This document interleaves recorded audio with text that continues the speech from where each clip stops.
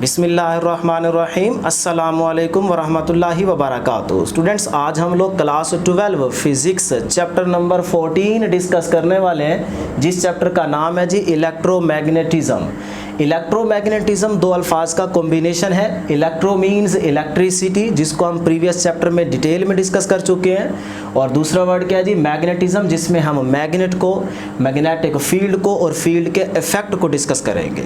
तो इसको कुछ इस तरह से स्टार्ट करते हैं कि यहाँ पे हमारे पास एक मैग्नेट है। मैग्नेट के दो पोल होंगे, नॉर्थ एंड साउथ, और इन पोल्स को कभी भी सेपरेट नहीं किया जा सकता। यहीं पे पॉइंट याद रखिएगा कि जो डिफरेंट पोल्स होंगे वो एक दूसरे को अट्रैक्ट करेंगे। जैसे ये नॉर्थ है, ये साउथ है, या फिर ये नॉर्थ है, ये साउथ है, तो ये एक दूसरे को अट्रैक्ट करेंगे।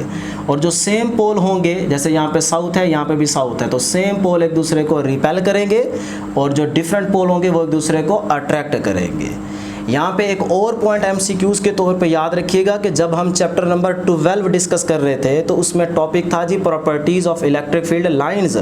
तो वहाँ पे मैंने आपको एक पॉइंट बताया था कि इलेक्ट्रिक फील्ड लाइंस लूप नहीं बनाती, जबकि मैग्नेटिक फील्ड लाइंस जो है वो लूप बनाती हैं। तो यहाँ पे आप याद रखिएगा कि नॉर्थ पोल से मैग्नेटिक फील्ड लाइंस निकलती हैं और साउथ पोल में जाके टर्मिनेट हो जाती है। तो यहाँ पे मैग्नेटिक फील्ड लाइंस क्या कर रही हैं जी, लूप बना रही है। अब स्टूडेंट्स यहाँ पे इलेक्ट्रोमैग्नेटिज्म को डिफाइन करते हैं कि the branch of physics which deals with the study of magnetic field produced by moving charge is called electromagnetism. यहाँ पे मूविंग चार्ज का क्या मतलब है, इलेक्ट्रिक करंट, कि इलेक्ट्रिक करंट की वजह से जो मैग्नेटिक फील्ड प्रोड्यूस होगा उसकी स्टडी क्या कहलाती है, इलेक्ट्रोमैग्नेटिज्म कहलाती है। या फिर हम ये कह सकते हैं कि जब किसी कंडक्टर में से करंट फ्लो करता है तो उसके अराउंड मैग्नेटिक फील्ड पैदा हो जाती है। यही बात किसने फर्स्ट टाइम बताई, एक साइंटिस्ट है जी ऑरेस्टेड। तो ऑरेस्टेड ने ये बात फर्स्ट टाइम डिस्कवर की और हमें बताई कि जब कंडक्टर में से करंट फ्लो करता है तो उसके अराउंड मैग्नेटिक फील्ड पैदा हो जाता है। अब वो मैग्नेटिक फील्ड का इफेक्ट कितना होगा, किस तरह से होगा, उसको किस तरह से उसने फाइंड आउट किया, उसकी मैग्नीट्यूड क्या होगी, इस चीज़ को हम आज के इस चैप्टर के फर्स्ट टॉपिक में डिस्कस करेंगे। तो फर्स्ट टॉपिक हमारे पास क्या है जी, magnetic field due to current in a long straight wire, कि जब एक लॉन्ग स्ट्रेट वायर में से करंट फ्लो करता है तो उसके अराउंड मैग्नेटिक फील्ड क्या होगा और किस तरह से होगा, इस चीज़ को हम यहाँ पे डिस्कस करते हैं। तो इस टॉपिक को हम यहाँ पे डायग्राम से स्टार्ट करते हैं कि स्टूडेंट्स यहाँ पे हमारे पास एक सॉलिड कंडक्टर है या वायर है। इस वायर को हमने इस हॉरिजॉन्टल कार्डबोर्ड में से वर्टिकली पास किया हुआ है। तो इस वायर के दोनों एंड्स को यहाँ पे हमने बैटरी और स्विच के साथ कनेक्ट कर दिया। जैसे ही हमने बैटरी से कनेक्ट किया तो अब हम कन्वेंशनली ये बात करते हैं कि करंट की डायरेक्शन क्या होगी जी, पॉजिटिव टू नेगेटिव। तो इसका मतलब इस कंडक्टर में से जो करंट फ्लो कर रहा है उस करंट की डायरेक्शन क्या है, अपवर्ड। ठीक है जी। तो जैसे इस कंडक्टर में से करंट फ्लो करेगा तो इसके अराउंड मैग्नेटिक फील्ड पैदा हो जाएगा। अब वो मैग्नेटिक फील्ड हमें नज़र नहीं आएगा, लेकिन जो उसका इफेक्ट होगा वो हमें फील ज़रूर होगा कि कंडक्टर के अराउंड कुछ ना कुछ करंट की वजह से इफेक्ट है। उसी इफेक्ट को ऑरेस्टेड ने मैग्नेटिक फील्ड का नाम दिया। अब उसने वो फील्ड किस तरह का है, इस चीज़ को उसने किस तरह से फाइंड किया कि स्टूडेंट्स, जब उसने देखा कि कंडक्टर में से करंट फ्लो कर रहा है तो साथ कंडक्टर के कंपास पड़ा था, तो वो कंपास की जो नीडल थी वो पॉइंट कर रही थी, मतलब वो रोटेट करने लग गई। तो ये समझ गया कि जब कंडक्टर में से करंट फ्लो करता है तो उस कंडक्टर के अराउंड कुछ ना कुछ करंट की वजह से इफेक्ट मौजूद है। वही इफेक्ट हमारा मैग्नेटिक फील्ड कहलाता है, जिसकी वजह से वो कंपास की नीडल रोटेट कर रही थी। तो फिर उसने ये सोचा कि यार इस मैग्नेटिक फील्ड को देखा जाए कि ये किस तरह का है, एक लाइन की डायरेक्शन में है या सर्कुलर है, किस तरह से है। तो उसने उस कंपास को लिया और इस तरह से इस कंडक्टर के अराउंड पहले यहाँ पे पुट किया, तो उस कंपास की जो नीडल है वो इस तरह से पॉइंट कर रही थी। फिर कंपास को यहाँ पे रख के देखा तो उसकी नीडल इस डायरेक्शन में पॉइंट कर रही थी। फिर यहाँ पे रखा तो इस डायरेक्शन में पॉइंट कर रही थी। फिर यहाँ पे जब कंपास को रखा तो उसकी नीडल जो है वो इस डायरेक्शन में पॉइंट कर रही थी। तो जब उसने यहाँ पे एरोज इस तरह से ड्रा कर लिए, डिफरेंट पॉइंट्स पे कंपास को यूज़ करते हुए रख के उसने इस तरह के एरो यूज़ कर लिए, मतलब पॉइंट लगा लिए। तो जैसे उन पॉइंट्स को मिलाया तो उसे ये चीज़ देखने को मिली कि जब कंडक्टर में से करंट फ्लो करता है तो उसके अराउंड मैग्नेटिक फील्ड सर्कुलर पैदा हो जाता है, यानी कि मैग्नेटिक फील्ड उसके अराउंड सर्कुलर में होता है। तो एक सर्कल की शेप में उसके अराउंड मैग्नेटिक फील्ड होता है। तो इस तरह उसने ये बात हमें मेजर करके बताइए कि जब इस कंडक्टर में से करंट फ्लो करेगा तो उस कंडक्टर के अराउंड जो मैग्नेटिक फील्ड पैदा होगा वो सर्कुलर होगा। ठीक है जी। अब जैसे उसने कंडक्टर में करंट की डायरेक्शन अपवर्ड ली तो उसने फील्ड की डायरेक्शन को देखा कि वो क्या है, एंटी क्लॉकवाइज। इसी तरह जब इस टर्मिनल को आप चेंज करेंगे, पॉजिटिव इधर लगाएंगे, नेगेटिव इधर लगाएंगे, तो करंट की डायरेक्शन क्या हो जाएगी, डाउनवर्ड। कंडक्टर में से करंट की डायरेक्शन डाउनवर्ड होगी तो फील्ड की डायरेक्शन भी क्या हो जाएगी, अपोजिट हो जाएगी, क्लॉकवाइज हो जाएगी। तो अब यहाँ पे उसने इस एक्सपेरिमेंट में 4-5 चीज़ें ऑब्जर्व की। नंबर 1, मैं रिपीट कर देता हूँ, उन्हीं पॉइंट्स को हमने यहाँ पे थ्योरी में भी लिखा होगा, अपनी बुक में भी मेंशन किए गए हैं 3 पॉइंट्स। सबसे पहली चीज़ उसने कही कि जब कंडक्टर में से करंट फ्लो करता है तो उसके अराउंड मैग्नेटिक फील्ड पैदा हो जाता है। फिर दूसरी बात क्या की कि जो करंट के जो फील्ड की डायरेक्शन है वो करंट की डायरेक्शन पे डिपेंड करती है कि आप करंट की डायरेक्शन किस तरह से ले रहे हैं, तो फील्ड की डायरेक्शन करंट की डायरेक्शन पे डिपेंड करती है। तीसरी चीज़ उसने ऑब्जर्व की कि जब वो इस कंडक्टर से दूर जाता है तो देखने को उसको मिलता है कि फील्ड कम हो गया है, density of the magnetic field की वैल्यू कम हो गई है। जब वो कंडक्टर के करीब रहता है इस पॉइंट पे तो उसको देखने को मिलता है कि फील्ड क्या है, स्ट्रॉन्ग है। तो ये तीसरी चीज़ उसको मिली, यानी कि उसने ऑब्जर्व की। फिर उसने एक चीज़ और डिस्कस की कि जब इस स्विच को उसने ऑफ किया, ठीक है, या बैटरी को डिस्कनेक्ट किया, तो इसका मतलब करंट फ्लो नहीं करेगा कंडक्टर में से। जब करंट फ्लो नहीं कर रहा था तो फिर उसने देखा कंपास यहाँ पे रख के कि कंपास की जो नीडल है वो अर्थ वाली डायरेक्शन में ही पॉइंट कर रही थी। इसका मतलब कंपास की नीडल रोटेट नहीं कर रही थी। तो वो समझ गया कि जब करंट फ्लो नहीं करता तो उस कंडक्टर के अराउंड मैग्नेटिक फील्ड भी नहीं होता। ठीक है, तो यही बातें उसने यहाँ पे थ्योरी में डिस्कस की हैं। हमारी बुक में वो पॉइंट्स मेंशन किए गए हैं, मैंने भी यहाँ पे मेंशन किए हैं, इनको हम रीड कर लेते हैं। फर्स्ट पॉइंट क्या जी, magnetic field is set up in the region surrounding a current carrying wire, कि जब इस करंट कैरिंग वायर में से करंट पास करेगा तो उसके अराउंड इस रीजन में क्या हो जाएगा, मैग्नेटिक फील्ड पैदा हो जाएगा। Field lines are circular and their direction depends on the direction of a current.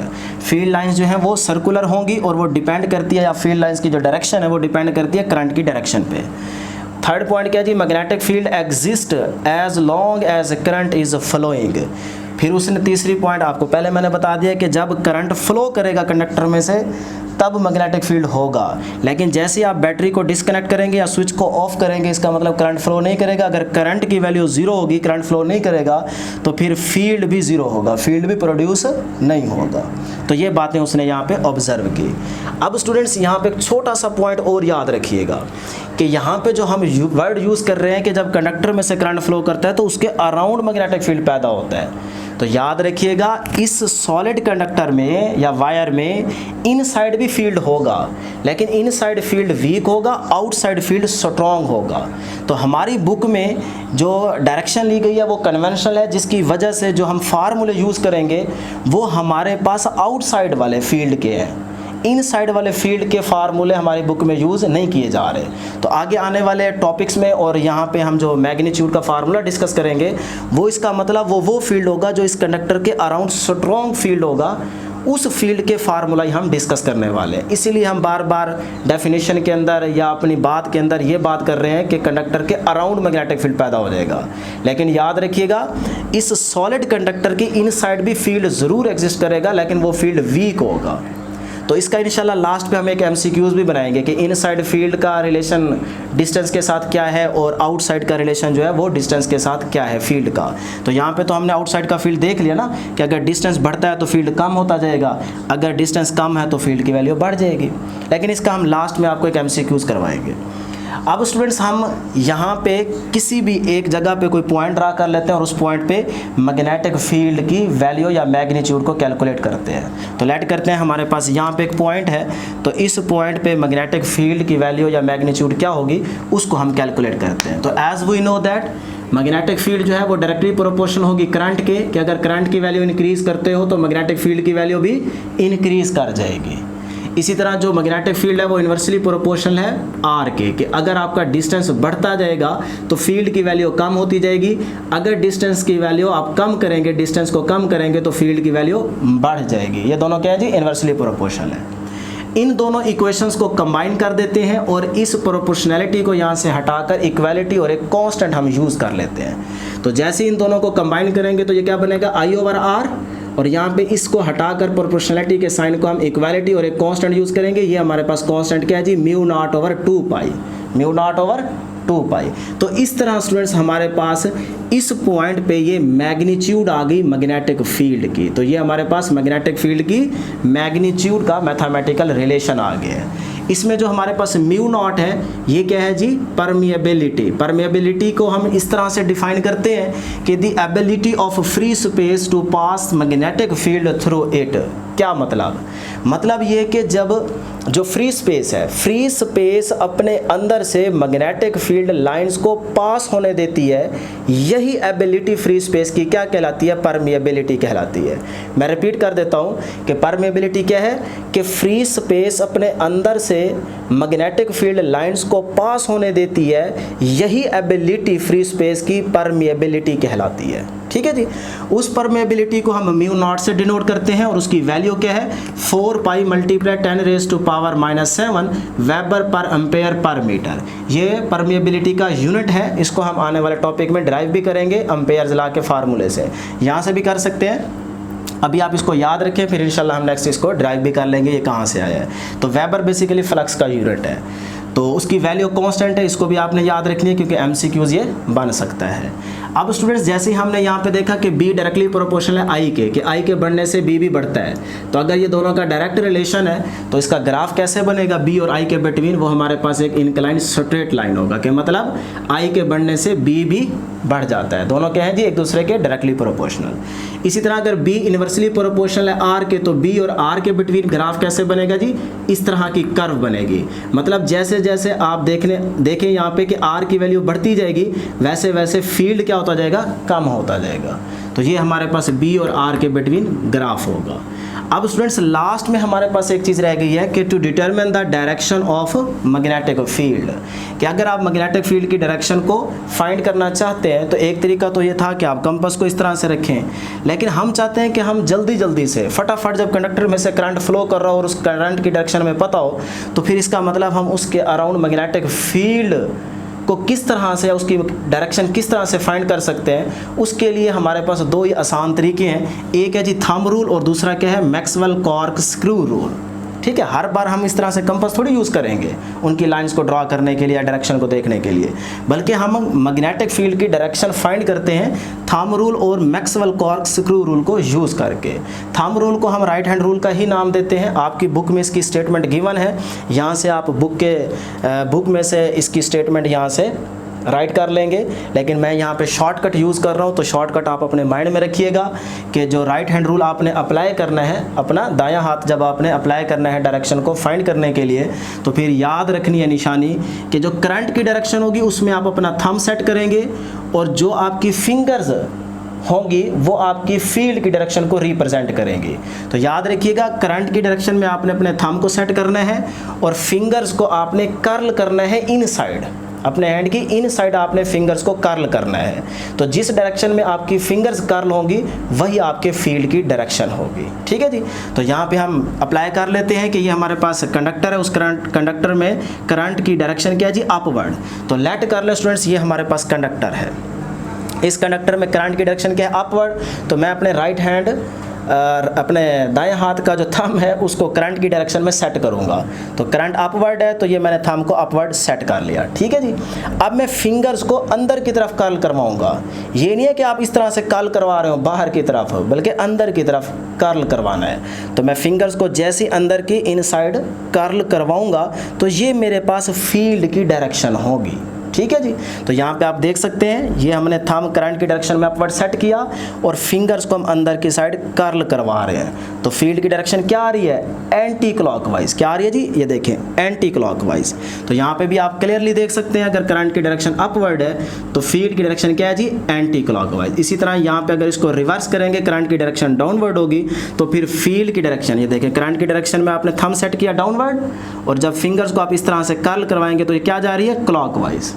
तो जब करंट की डायरेक्शन डाउनवर्ड होगी तो फिर फील्ड की डायरेक्शन क्या होगी, क्लॉकवाइज होगी। तो ये थी स्टूडेंट्स हमारे पास आज की डिस्कशन। अब यहाँ पे जब बोर्ड के अंदर एमसीक्यूज बनता है इस डायग्राम से, डायरेक्शन के पॉइंट ऑफ व्यू से, तो वो यूँ बनाता है कि जब आपके कंडक्टर में करंट की डायरेक्शन अपवर्ड होगी तो फील्ड की डायरेक्शन क्या होगी। तो फटाफट बच्चे आंसर लगाते हैं एंटी क्लॉकवाइज। जब वो ये पूछता है कि जब कंडक्टर में करंट की डायरेक्शन डाउनवर्ड होगी तो फिर फील्ड की डायरेक्शन क्या होगी, बच्चों ने याद किया होता है क्लॉकवाइज, तो वो आंसर लगा देते हैं। लेकिन जब आप एंटी टेस्ट दे रहे होते हैं तब इसी बात को थोड़ा सा चेंज किया जाता है, ठीक है। तो उस बात को मैंने यहाँ पे डिस्कस किया हुआ है, इस बात को आपने थोड़ा गौर से समझना है बेटे। देखिए जी, ये हमारे पास एक केस है जिसमें कंडक्टर है, कंडक्टर में करंट की डायरेक्शन क्या है जी, अपवर्ड। लेट करें करंट की डायरेक्शन क्या है, अपवर्ड। तो अब वो जब आपसे ये कहेगा कि कंडक्टर में जब करंट की डायरेक्शन अपवर्ड है तो आप नीचे से देखते हुए इस कंडक्टर के अराउंड मैग्नेटिक फील्ड की डायरेक्शन बताएं। ये वो स्टेटमेंट में मेंशन करेगा कि आप ऑब्जर्व ऊपर से कर रहे हैं या नीचे से कर रहे हैं, मतलब आप ऊपर से देख के फील्ड की डायरेक्शन बताना चाह रहे हैं या नीचे से, तो वो ये खुद मेंशन करेगा स्टेटमेंट में। यहाँ पे ये चीज़ हमने डिस्कस नहीं की, ठीक है। यहाँ पे वो मेंशन करेगा एमसीक्यूज में कि जब एक कंडक्टर में अपवर्ड डायरेक्शन में करंट फ्लो कर रहा होगा तो आपने नीचे से ऑब्जर्व करना है, नीचे से देख के बताना है कि इस कंडक्टर के अराउंड मैग्नेटिक फील्ड की डायरेक्शन क्या होगी। वो यूं पूछ सकता है, या फिर वो कह सकता है कि ऊपर से देख के आपने बताना है कि उस कंडक्टर के अराउंड मैग्नेटिक फील्ड की डायरेक्शन क्या होगी। तो बेटे याद रखिएगा कि अगर इस तरह की सिचुएशन आ जाए, कंडक्टर में करंट की डायरेक्शन अपवर्ड हो और आपसे कहा जाए कि ऊपर से आपने सीन करके बताना है कि इसके अराउंड मैग्नेटिक फील्ड की डायरेक्शन क्या होगी, तो फिर एंटी क्लॉकवाइज होगी। अगर आप ऊपर से सीन कर रहे हैं तो फिर डायरेक्शन क्या होगी मैग्नेटिक फील्ड की, एंटी क्लॉकवाइज। अगर आप इसी केस में नीचे से सीन कर रहे हैं, नीचे से देख रहे हैं, तो फिर डायरेक्शन क्या होगी मैग्नेटिक फील्ड की, क्लॉकवाइज होगी, ठीक है। ये चीज़ अभी हम आपको एक्सपेरिमेंट करके दिखाते हैं। तो स्टूडेंट्स यहाँ पे देखिएगा कि ये मेरे पास एक पेज है, यानी कि कार्डबोर्ड ही समझ लें, उसमें से ये वर्टिकली हमने एक वायर या सॉलिड सिलेंडर को पास किया हुआ है, ठीक है। अब हम लेट कर लेते हैं कि यही वाला केस लेने लगा हूँ कि लेट कर लेते हैं इस कंडक्टर में से करंट की डायरेक्शन क्या है, अपवर्ड। तो जब करंट की डायरेक्शन अपवर्ड होगी तो आपको यहाँ पे दो बातें बताएगा या पूछेगा। कैसे जी, नंबर 1 कि जब इस कंडक्टर में करंट की डायरेक्शन अपवर्ड होगी तो आप ऊपर से देखते हुए बताएं कि इस कंडक्टर के अराउंड फील्ड की डायरेक्शन क्या होगी। तो स्टूडेंट्स ये गौर कीजिएगा कि मैं इसको ऊपर से ऑब्जर्व कर रहा हूँ, ऊपर से देख रहा हूँ। तो अगर मैं यहाँ ऊपर से देख रहा हूँ तो ये मुझे जो डायरेक्शन नज़र आ रही है वो हमारे पास एंटी क्लॉकवाइज है, ठीक है। जब मैं ऊपर से ऑब्जर्व कर रहा हूँ तो इस कंडक्टर के अराउंड जो मैग्नेटिक फील्ड की डायरेक्शन है वो एंटी क्लॉकवाइज आ रही है, ये मैं ऊपर से ऑब्जर्व कर रहा हूँ, ठीक है। ये मैं आपको दिखा देता हूँ, ये वाली साइड है ना ऊपर की, तो ये आप भी देख सकते हैं। तो ये एंटी क्लॉकवाइज है, इसका मतलब जब आप ऊपर से ऑब्जर्व कर रहे हैं तो फिर आपके पास डायरेक्शन क्या आ रही है, एंटी क्लॉकवाइज। तो ये मैं वापसी लेके आता हूँ यहाँ पे, ठीक है। तो ये देखें, जब कंडक्टर में करंट अपवर्ड डायरेक्शन में होगा तो मुझे कहा गया ऊपर से ऑब्जर्व करते हुए बताओ फील्ड की डायरेक्शन क्या है, एंटी क्लॉकवाइज, ठीक है। इसी तरह अब मुझे ये भी कह सकता है वो कि यही केस हो, करंट की डायरेक्शन अपवर्ड हो, लेकिन आप नीचे से देखते हुए बताएं कि इस कंडक्टर के अराउंड मैग्नेटिक फील्ड की डायरेक्शन क्या होगी। तो स्टूडेंट्स यही केस है, लेकिन जब मैं नीचे से देखूंगा ऐसे, तो अब जो मैग्नेटिक फील्ड की डायरेक्शन आ रही है वो क्या है जी, क्लॉकवाइज। अब आप गौर से देखिएगा, ये वाली नीचे वाली साइड है ना, तो ये मैं आपको दिखाने लगा हूँ, आप खुद देख सकते हैं कि जब हम नीचे से ऑब्जर्व करते हैं तो कंडक्टर के अराउंड जो फील्ड की डायरेक्शन है वो क्या है, क्लॉकवाइज। तो ये आप गौर से देख सकते हैं डायरेक्शन क्या है, नीचे वाली साइड से क्लॉकवाइज, ठीक है जी। तो इस तरह आपने ये एमसीक्यूज माइंड में रखना है। इसी तरह जब कंडक्टर में करंट की डायरेक्शन डाउनवर्ड होगी फिर वो आपसे पूछ सकता है कि ऊपर से देखते हुए बताओ कि फील्ड की डायरेक्शन क्या होगी, या फिर वो कह सकता है कि नीचे से देखते हुए बताओ कि फील्ड की डायरेक्शन क्या होगी। तो फिर याद रखिएगा, अगर करंट की डायरेक्शन डाउनवर्ड है कंडक्टर में तो फिर ऊपर से अगर आप देखेंगे तो डायरेक्शन फील्ड की क्लॉकवाइज होगी और नीचे से देखेंगे तो फिर एंटी क्लॉकवाइज होगी, ठीक है जी। तो ये बड़ा इंपॉर्टेंट एमसीक्यूज है, आपने माइंड में रखना है। अब हम वो बात डिस्कस कर लेते हैं कि अगर हमारे पास सॉलिड कंडक्टर है तो उसकी इनसाइड फील्ड वीक होगा, ज़रूर होगा लेकिन वीक होगा, तो उस फील्ड का डिस्टेंस के साथ रिलेशन क्या बनेगा, या फिर हम ये कह सकते हैं कि जो इनसाइड फील्ड और आउटसाइड फील्ड होगा वो डिस्टेंस के साथ उनका ग्राफ कैसे बनेगा। तो ये बड़ा इंपॉर्टेंट एमसीक्यूज है, इसको भी हम यहाँ पे डिस्कस कर लेते हैं। तो लेट कर लेते हैं स्टूडेंट्स, यही जो हमारे पास सॉलिड कंडक्टर है, सॉलिड कंडक्टर मीन्स के वायर, उसी वायर को मैं यहाँ पे कुछ इस तरह से ड्रा कर लेता हूँ जी, ताकि आपको समझ आ जाए। तो ये हमारे पास लेट करें जी एक सॉलिड कंडक्टर है, या स्टूडेंट्स क्या है, वायर।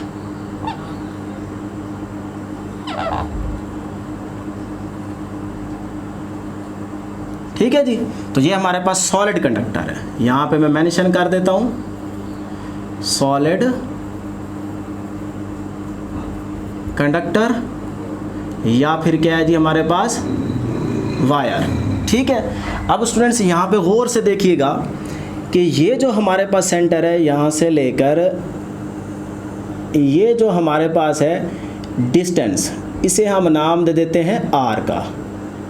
ठीक है, और यहाँ से लेकर जितनी दूरी पे हम जाएंगे कंडक्टर से दूर, कोई भी आप पॉइंट कंसीडर कर सकते हैं, यहाँ पे कर लें, आगे कर लें। ठीक है, उस डिस्टेंस को हम नाम दे देते हैं स्मॉल आर से। ये आउटसाइड का डिस्टेंस है, मतलब यहाँ सेंटर से लेके जितनी दूरी पे हम कंडक्टर से दूरी पे जाएंगे, डिस्टेंस कवर करते जाएंगे ना, उस डिस्टेंस को हमने नाम दे दिया आर का, स्मॉल आर का। और यहाँ से लेकर इन साइड का जो हमारे पास ये डिस्टेंस है, उसे हमने नाम दे दिया आर का, कैपिटल आर का। ठीक है, अब इसकी इन साइड, कंडक्टर के इन साइड भी फील्ड होगा, यानी कि बी की वैल्यू होगी। बी जो है वो मैग्नेटिक फील्ड का सिंबल है, तो वो जो बी होगा मैग्नेटिक फील्ड इन साइड, वो डायरेक्टली प्रोपोर्शनल होगा आर के। ठीक है, याद रखिएगा, इसकी जगह आप कैपिटल आर भी लिख सकते हैं, हम यहाँ पे मेंशन कर लेते हैं आर। ठीक है जी, और जो हमारे पास ये वाला आर है आउटसाइड वाला, इसके जो मैग्नेटिक फील्ड है, ये मैं मेंशन कर देता हूँ इन साइड में बता रहा हूँ, ये वाली कंडीशन। और आउटसाइड जो है वो क्या होगा, बी, वो इनवर्सली प्रोपोर्शनल होगा आर के। तो ये वाला क्या है जी, आउटसाइड केस है। ठीक है, तो आउटसाइड फील्ड जो है ये हमारे पास स्ट्रॉन्ग होगा सॉलिड कंडक्टर के केस में, स्ट्रॉन्ग। और जो इनसाइड फील्ड होगा ये हमारे पास क्या होगा, वीक होगा, जिसको हम यहाँ पे इग्नोर करते हुए ये आउटसाइड का फील्ड यहाँ पे मेंशन कर रहे हैं। वो आर के इन्वर्सली होगा, लेकिन इस इनसाइड वाले फील्ड के कंपैरेटिवली वो क्या होगा, स्ट्रॉन्ग होगा। फिर ये नहीं कहना कि सर वो आर बढ़ता जा रहा है, फील्ड तो कम होता जा रहा है, आपने कहा था स्ट्रॉन्ग होगा। और भाई आर के हिसाब से तो वो वेरी करेगा, लेकिन जो इनसाइड फील्ड वीक है उसके हिसाब से आउटसाइड वाला फील्ड क्या होगा, स्ट्रॉन्ग होगा। तो अब इसका ग्राफ आप कैसे बना सकते हैं, इन दोनों को आप कंबाइन कर दें। कंबाइन कैसे करेंगे जी, मतलब ये वाले ग्राफ ही आप कंबाइन कर दें, डायरेक्ट बना सकते हैं। तो स्टूडेंट्स इसका ग्राफ गौर से देखिएगा, ये हमारे पास आ गया जी आर, और यहाँ पे हम ले लेते हैं फील्ड बी। ठीक है, अब जब ये वाला आर इस आर के इक्वल होगा, मतलब सिर्फ इतना डिस्टेंस कवर होगा, तो इसका मतलब इसके इनसाइड कोई भी आप पॉइंट लेंगे तो फील्ड की वैल्यू तो कांस्टेंट रहेगी, एक जितनी रहेगी। तो जब हम कहेंगे कि जब आर जो है वो आर के बराबर होगा, तब तक हमारे पास जो फील्ड होगी ये कांस्टेंट होगी, इसकी वैल्यू चेंज नहीं होगी। तो इसका मतलब वो हमारा इनसाइड केस है, तो इनसाइड केस की जो हमारे पास कर्व बनेगी, अगर वो चेंज नहीं हो रही तो एक इनक्लाइन स्ट्रेट लाइन बनेगी। तो ये वो पॉइंट होगा जिस पॉइंट तक हमारा जो स्मॉल आर है वो कैपिटल आर के इक्वल होगा। ठीक है, तब तक फील्ड चेंज नहीं होगा, कांस्टेंट रहेगा। लेकिन जैसे ही आप इस डिस्टेंस के बाद ये आगे बढ़ते हैं, तो अब आपका आर वेरी करेगा, तो फील्ड आर के हिसाब से चेंज होना शुरू हो जाएगा। तो इसका मतलब जब आपका स्मॉल आर जो है वो आर से ग्रेटर होगा, तब आपके पास जो कर्व बनेगी वो इस तरह की बनेगी। देखें, आर बढ़ता जा रहा है, फील्ड की वैल्यू कम होती जाएगी। तो ये आउटसाइड आ गया, और ये क्या आ गया, इनसाइड आ गया। तो ये हमारे पास इनसाइड है, और ये क्या है बेटे, आउटसाइड। तो इस तरह हम इनसाइड और आउटसाइड फील्ड के ग्राफ को भी रिप्रेजेंट कर सकते हैं। ठीक है जी, तो मैं उम्मीद करता हूँ कि आज का लेक्चर आपको ज़रूर समझ आया होगा। इंशाल्लाह नेक्स्ट वीडियो में मुलाकात होगी। अल्लाह हाफिज़।